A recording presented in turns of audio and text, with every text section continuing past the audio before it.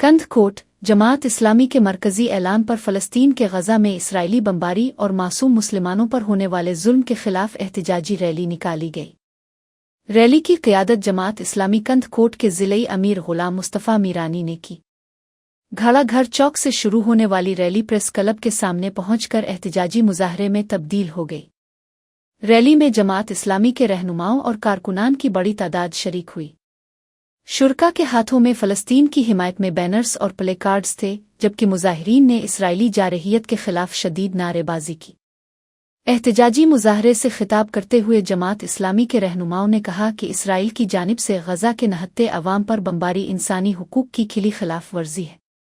उन्होंने मुतालबा किया कि पाकिस्तान समेत तमाम इस्लामी ममालिक फ़लस्तीनी अवाम की मदद के लिए मुत्तहिद हों और उनके साथ सियासी, इखलाकी और सिफारती ताउन जारी रखें।